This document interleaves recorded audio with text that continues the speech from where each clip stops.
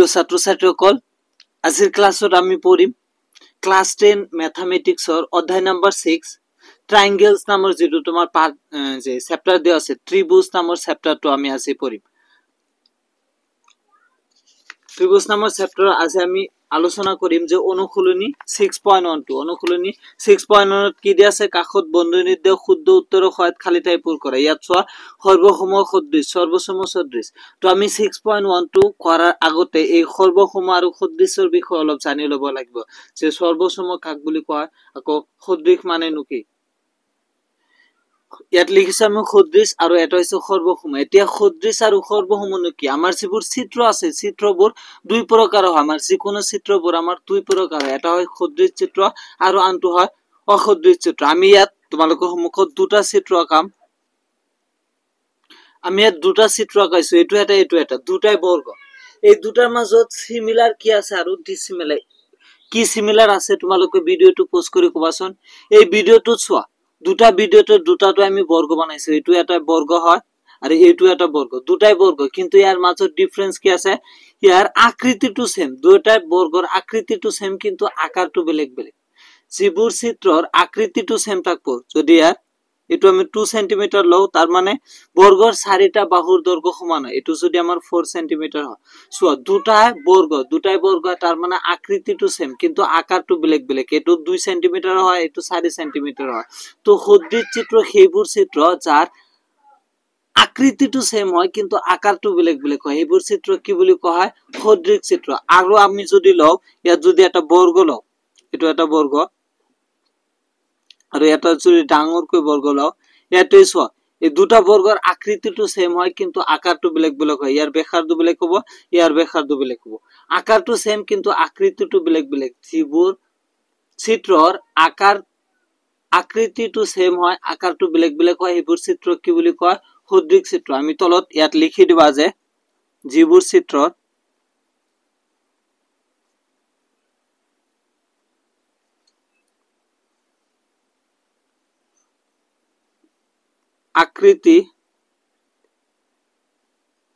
আকৃতিটো একেই কিন্তু আকাৰটো বেলেগ বেলেগ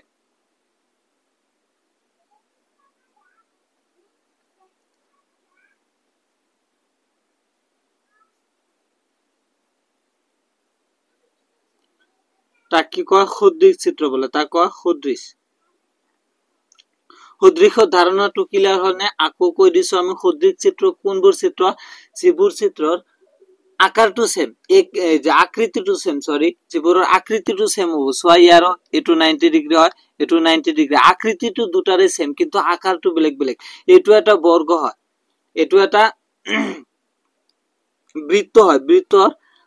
আকৃতিটো সেম দুটাই ৰাউন্ড হয় কিন্তু আকাৰটো বেলেগ বেলেগ তো আমি লিখিছো যিবোৰ চিত্ৰৰ আকৃতিটো একেই আকৃতিটো সেম আকাৰটো বেলেগ বেলেগ সেইবোৰক কি সদৃশ বলে তাৰ পিছত সৰ্বসম মানে কি যাৰ আকাৰ আৰু আকৃতি যিবোৰ চিত্ৰৰ আকাৰ আৰু আকৃতি দুটাই সেম হ'ব এইবোৰ চিত্ৰক আমি কি বুলি কম সৰ্বসম সো আমি দুটা ইয়াত ট্ৰায়াঙ্গেল লৈছো দুটা ত্ৰিভুজ লৈছো দুটা ত্ৰিভুজ এটো যদি 2 cm হয় এটো 2 cm এটো যদি 3 cm হয় এটো 3 cm এটো যদি 5 cm এনে ধৰি লৈছো ৰে আমি ইয়াত মাপি লোৱা নাই এনে ধৰি লৈছো সোয়া ইয়াৰ আকাৰ আৰু আকৃতি দুটাই সেম যিবোৰ চিত্ৰৰ আকাৰ আৰু আকৃতি দুটাই সেম হ'ব সেইবোৰ চিত্ৰ কি বুলি কয় সৰ্বসম চিত্ৰ বুলি কয় যিবোৰ চিত্ৰৰ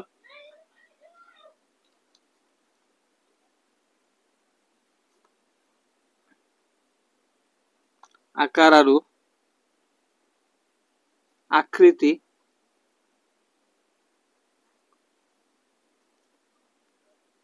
একেই সেইবোৰ চিত্ৰ কি বুলি কোৱা হ'ব সৰ্বসম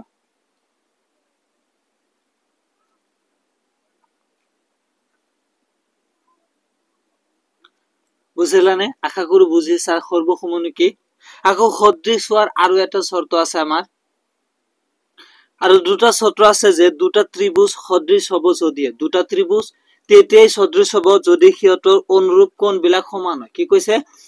সিহঁতৰ অনুৰূপ কোণ বিলাক সমান হ'ব লাগিব ইয়াত যদি আমি যে দুটা বৰ্গ লৈছিলো আকৌ एग्जांपल লৈছো যে দুটা আমি বৰ্গ লৈছো বৰ্গৰ প্ৰতিটো কোণ কিমান হয় 90 ডিগ্ৰী তোমালোকে জানানে বৰ্গৰ প্ৰতিটো কোণে কিমান কৈ হয় 90 ডিগ্ৰী এটোৰ প্ৰতিটো কোণ আমাৰ কিমান হ'ব 90 ডিগ্ৰী কৈ হ'ব তো বৰ্গৰ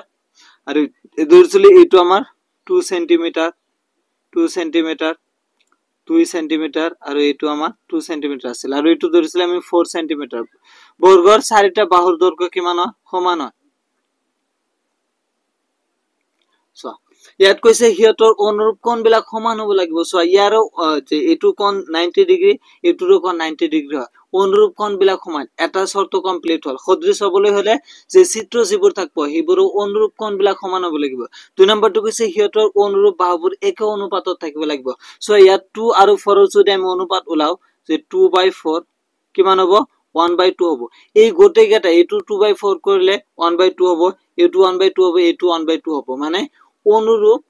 যে অনুপাত বিলাকো সমান হ'ব হিয়তৰ অনুপাত বোৰো সমান হ'ব বুজিলানে এতিয়া সদৃশ আৰু সৰ্বসম যে দুটা ত্ৰিভুজ সদৃশ হোৱাৰ দুটা সূত্ৰ কি যে হিয়তৰ অনুৰূপ কোণ বিলাক সমান হ'ব লাগিব আৰু হিয়তৰ অনুৰূপ বাহুবোৰ এক অনুপাতত থাকিব লাগিব এতিয়া আমি অনুসলনি কৰাত সুবিধা হ'ব চোৱা তুমি যতেই নপৰা কিয় আগত তুমি বেসিকটো যদি জানা তুমি নিজেই কৰিব পাৰিবা এতিয়া আমি অনুসলনি কৰিম অনুসলনি 6.12 কৰিম কি কৈছে কাখৰ বন্ধনীত দিয়া শব্দ শুদ্ধ শব্দৰ সহায়ত খালি ঠাই পূৰ কৰা যে কাখত যিবোৰ আমাৰ দুটাকৈ শব্দ দিছে তাৰ সহায়ত খালি ঠাইটো পূৰ কৰিব লাগে ইয়াত এক নম্বৰ কৈছে সকলোবোৰ বৃত্তই আমাৰ কি সৰ্বসম নে সদৃশ আমাক ইয়াত কৈছে সকলোবোৰ বৃত্তই সৰ্বসম হ'ব নে সদৃশ হ'ব ভিডিওটো পোষ্ট কৰি অকলে এনসাৰ দিয়ছন সো ইয়াত কৈছে সকলোবোৰ বৃত্তই আমাক কোনো স্পেসিফিক এটা বৃত্তৰ বিষয় কোৱা নাই সকলোবোৰ বৃত্তই মানে বৃত্ত সৰু হ'ব পাৰে ডাঙৰ হ'ব পাৰে এটো কৈছে আমি আগত তোমাক বুজাই দিয়াছো নিজে আনসাৰ কৰিবা ইয়াত কৈছে সকলোবোৰ বৃত্ত মানে বৃত্ত বেলেগ বেলেগ আকাৰৰ এটো এটা বৃত্ত হয় এটো এটা বৃত্ত হ'ব পাৰে আৰু এটো এটা বৃত্ত হ'ব পাৰে সো বেলেগ বেলেগ আকৃতিৰ আমি বৃত্ত লৈছো এটো এটা বৃত্ত গোটেইকেটা এটা বৃত্ত কিন্তু ইয়াৰ সব সকলোকেটা তিনিটাৰে আকাৰটো আমাৰ বেলেগ বেলেগ এটো সৰু তাতকৈ এটো ডাঙৰ তাতকৈ এটো ডাঙৰ যে তিনিটা বৰ্গৰ আমাৰ আকাৰটো ডাঙৰ ডাঙৰ কিন্তু আকৃতিটো একেই এটো যেবা ৰাউন্ড এটো ৰাউন্ড এটো ৰাউন্ড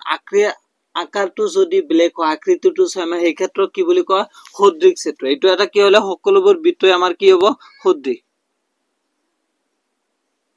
সকলোবোৰ বৃত্তই আমাৰ কি হ'ব সদৃশ ইয়াৰ পাছত কৈছো সকলোবোৰ বৰ্গ ঠিক একেদৰে বৰ্গ সৰু হ'ব পাৰে ডাঙৰ হ'ব পাৰে কিন্তু সকলোবোৰ বৰ্গই আমাৰ কি হ'ব সদৃশ হ'ব সকলোবোৰ বৰ্গ এটো আমাৰ কি সদৃশ তাৰ পিছত কৈছো সকলো ড্যাশ ত্ৰিভুজ সদৃশ কি কৈছো সকলো ড্যাশ ত্ৰিভুজ সদৃশ যে কোনবোৰ ত্ৰিভুজ সদৃশ হয় যিবোৰ আমাৰ সমবাহু ত্ৰিভুজ মানে তিনিটা বাহুই সমান যেটো আমাৰ সমবাহু ত্ৰিভুজ হ'ব যদি আমি দুটা ইয়াত সমবাহু ত্ৰিভুজ লও সো সমবাহু ত্ৰিভুজ মানে তিনিটা বাহুৰ মাপ সমান যে তেনে হলে সমবাহু ত্ৰিভুজ বিলাক আমাৰ কি হ'ব সদৃশ হ'ব এত লিখিব সকলো সমবাহু ত্ৰিভুজ সকলোবোৰ সমবাহু ত্ৰিভুজে আমাৰ কি হ'ব সদৃশ ইয়াৰ পাছত 4 নম্বৰটো দিছে সমসংখ্যক বাহু থকা সমসংখ্যক বাহু থকা দুটা ত্ৰিভুজ সদৃশ হ'ব যদিহে হিয়তৰ অনুৰূপ কোণ বিলাক যেটো আমি দুটা কন্ডিশন লিখিছিলো এটো ইয়াত দিছে সো দুটা কন্ডিশন আমি কি লিখিছিলো যে হিয়তৰ অনুৰূপ কোণ বিলাক সমান ইয়াত কৈছে দুটা ত্ৰিভুজ সদৃশ হ'ব যদি আমি লিখিছো দুটা ত্ৰিভুজ সদৃশ হ'ব যদি হিয়তৰ অনুৰূপ কোণ বিলাক কি হয় সমান ইয়াত অনুৰূপ কোণ বিলাক আমাৰ কি হ'ব লাগিব সমান আৰু অনুৰূপ বাহু বিলাক কি হ'ব লাগিব সমানুপাতিক অনুৰূপ বাহু বিলাক ইয়াত হ'ব কি আমাৰ সমানুপাতিক আশা কৰো বুজিলা এতিয়া 2 নম্বৰ আমাৰ কি কৈছে 2 নম্বৰত কৈছে তলত উল্লেখ কৰা বিলাকৰ দুটা ভিন্ন উদাহৰণ দিয়া এই বিলাকৰ দুটাকৈ উদাহৰণ দিব কৈছে আমাৰ এজোৰ সদৃশ চিত্ৰৰ উদাহৰণ দিব কৈছে এজোৰ অসদৃশ চিত্ৰৰ উদাহৰণ দিব কৈছে 2 নম্বৰ কোশ্চেনটো কৈছিল যে তলত উল্লেখ কৰা বিলাকৰ দুটা ভিন্ন উদাহৰণ দে এজোৰ সদৃশ চিত্ৰ আমি লিখিছিল যে দুটা বৃত্ত সো বেলেগ বেলেগ মাপেৰ যদি তুমি দুটা বৃত্ত লয় এটো এটা বৃত্ত বৃত্ত দুটা আকারটো বেলেগ বেলেগ কিন্তু আকৃতিটো সেম গতিকে দুটা বৃত্ত আমাৰ কি হ'ব এই দুটা বৃত্ত সদৃশ তো এটো আমি উদাহৰণ লৈছো যে দুটা বৃত্ত এই দুটা বৃত্ত আমাৰ কি হ'ব সদৃশ আৰু দুটা লৈছো দুটা বৰ্গ এটা যদি তুমি সৰু বৰ্গ লৱা আৰু এটা ডাঙৰ বৰ্গ লৱা তথাপি এই দুটা আমাৰ কি হ'ব সদৃশ হ'ব চোৱা আকাৰটো বেলেগ বেলেগ কিন্তু আকৃতিটো সেম গতিকে এইটো আমাৰ কি সদৃশ চিত্ৰৰ উদাহৰণ তাৰপিছত আমাৰ কৈছিল এজোৰ অসদৃশ চিত্ৰ কি আছিল এটা ত্ৰিভুজ আৰু এটা বৰ্গ এটা যদি আমি ত্ৰিভুজ লওঁ আৰু এটা বৰ্গ লওঁ দুটা সদৃশ হ'ল নেকি অসদৃশ চিত্ৰ দুটা অসদৃশ চিত্ৰ আৰু এটা দিছো এটা বৃত্ত আৰু এটা আয়ত যদি তুমি এটা বৃত্ত লোৱা আৰু এটা আয়ত লোৱা এইটো আমাৰ কি অসদৃশ চিত্ৰ হ'ব আশা কৰো বুজিলা নেক্সট আমাৰ দিছে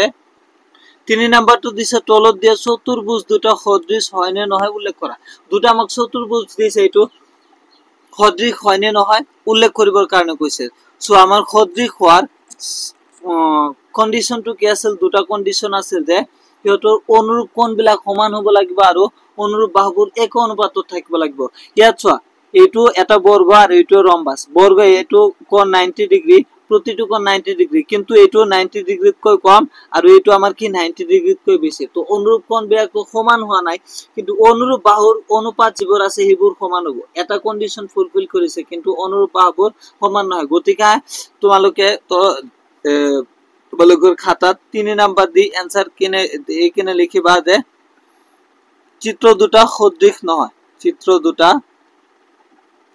সদৃশ নহয় তলত দিয়া চিত্র দুটা সদৃশ নহয় তো আশা কৰো সকলোৱে ভালদৰে বুজি পাইছা এইখিনি আছিল আজিৰ ভিডিওটোত যদি কোনোবাই ত্ৰিভুজৰ বিষয় নাজানে আমি ইয়াৰ আগতে এটা ভিডিও বনাই থৈছো তোমালোকে চেনেলত গৈ নহলে ডেসক্ৰিপচনত লিংক যাব দেখি লবা যে ত্ৰিভুজ কাক বোলে ত্ৰিভুজ কেই প্ৰকাৰৰ হয় প্ৰতিটো ত্ৰিভুজৰ বিষয় আমি ডিটেইলছত আলোচনা কৰিছো এই ভিডিওটো দেখি লবা আজিৰ ভিডিওটোত এইখিনি যদি ভিডিওটো ভাল লাগে লাইক কৰিবা কমেন্ট কৰিবা আৰু সাবস্ক্ৰাইব কৰি ৰাখিবা तो आज के लिए इतना ही तब तक के लिए खुश रहो हंसते मुस्कुराते रहो और हाँ पढ़ाई जरूर करना क्योंकि काम पढ़ने से चलता है सिर्फ मुस्कुराने से नहीं टेक केयर